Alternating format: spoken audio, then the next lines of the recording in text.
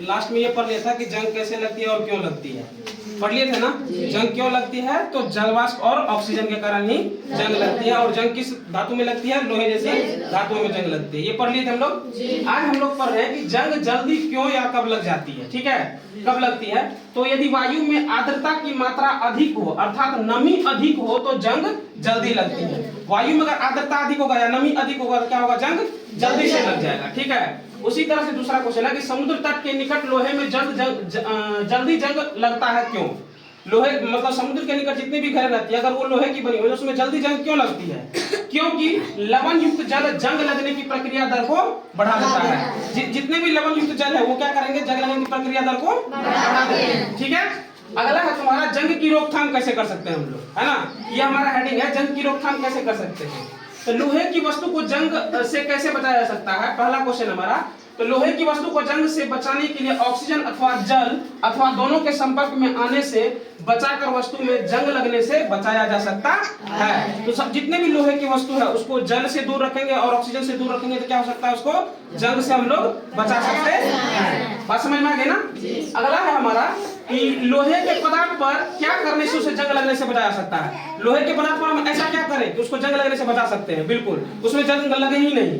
तो उसके लिए हम लोग क्या कर सकते हैं? तो लोहे के पदार्थ पर पेंट ग्रीस की परत चढ़ाकर या क्रोमियम अथवा जस्ता जैसी किसी धातु की परत चढ़ाकर वस्तु में जंग लगने से बचाया जा सकता है। या तो हम क्या करेंगे? लोहे पर पेंट लगा देंगे या ग्रीस की परत चढ़ा देंगे या जस्तीकरण कर देंगे तो क्या होगा? उस पे जंग नहीं लगेगा, कभी भी जंग उस पे नहीं लग सकता है। अगला है गैल्वेनाइजेशन क्या होता है? इसी को हम लोग यशत लेपन भी कहते हैं। क्या कहते हैं? यशत लेपन। वास्तव में लोहे पर जिंक की परत चढ़ाने की प्रक्रिया, जिंक की परत चढ़ाने की प्रक्रिया यशत लेपन या गैल्वेनाइजेशन कहलाता है। लोहे पर जो मतलब जिंक की परत चढ़ाते हैं उसी को हम लोग क्या कहते हैं? यशत लेपन या फिर गैल्वेनाइजेशन कहते हैं। अगला हमारा स्टेनलेस स्टील कैसे बनाया जाता है? तुम लोगों ने पूछा था ना कि सर स्टेनलेस स्टील इतना महंगा क्यों होता है। तो सबसे पहले ये जान लो कि ये बनाया कैसे जा सकता है। तो स्टेनलेस स्टील को बनाने के लिए उसमें लोहे में कार्बन और क्रोमियम, निकेल तथा मैग्नीज जैसी धातुओं को मिला करके बनाया जाता है और इसमें जंग नहीं लगती है। स्टेनलेस स्टील एक ऐसा धातु है जिसमें जंग नहीं लगती है और इसको बनाने के लिए लोहे में क्या क्या डालना पड़ता है?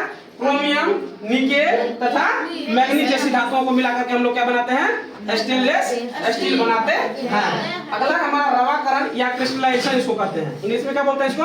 क्रिस्टलाइजेशन। ठीक है, किसी पदार्थ के शुद्ध तथा बड़ी आकार के रवा उनके विलयन से प्राप्त किए जा सकते हैं। यह प्रक्रिया क्या कहलाता है?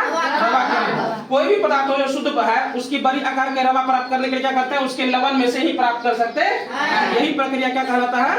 रवाकरण कहलाता है। यहाँ पर एक क्वेश्चन और बनता है कि अच्छा तुम लोग को बताए थे कि वाष्पन विधि द्वारा क्या करते हैं? समुद्र से हम लोग नमक प्राप्त करते हैं, बताए थे ना। हाँ, उसके बाद ही जो उसका लवण युक्त जल होता है उससे बड़े आकार का रवा प्राप्त किया जाता है, उसी को हम लोग क्या कहते हैं? रवाकरण कहते हैं। अगला हमारा लास्ट टॉपिक है ये भौतिक परिवर्तन, फिजिकल चेंज। इसमें तुम लोगों को सिर्फ डेफिनेशन पढ़ना है, आगे चल करके सब कुछ इसके बारे में पढ़ना है 8th क्लास में। इस परिवर्तन में पदार्थ के आकार, आकृति, रंग जैसी भौतिक गुणों में परिवर्तन होता है। ऐसे परिवर्तन में कोई नया पदार्थ नहीं बनता है। इस प्रकार के परिवर्तन को भौतिक परिवर्तन कहते हैं। तो इस परिवर्तन में क्या होता है? किस किस चीज में परिवर्तन होता है? आकार में, आकृति में, रंग में और जैसे भौतिक गुण में भी कोई परिवर्तन होता है। ऐसे परिवर्तन में कोई नया पदार्थ नहीं बनता। इसे रासायनिक परिवर्तन हम लोग पढ़े थे ना। जब भी अभिक्रिया होता था क्या होता है? रासायनिक अभिक्रिया होता था, क्या होता है? कोई नया पदार्थ बनता है। इस प्रकार के परिवर्तन को हम लोग रासायनिक अभिक्रिया बोले थे ना, रासायनिक परिवर्तन। अब इसमें कोई नया पदार्थ नहीं बनता है, इसलिए इसको हम लोग क्या कहते हैं? भौतिक परिवर्तन कहते हैं। यहाँ तक क्लियर है ना? चलो आज यहाँ पे तुम्हारा ये चैप्टर खत्म हो गया, चैप्टर नंबर 5। ठीक है।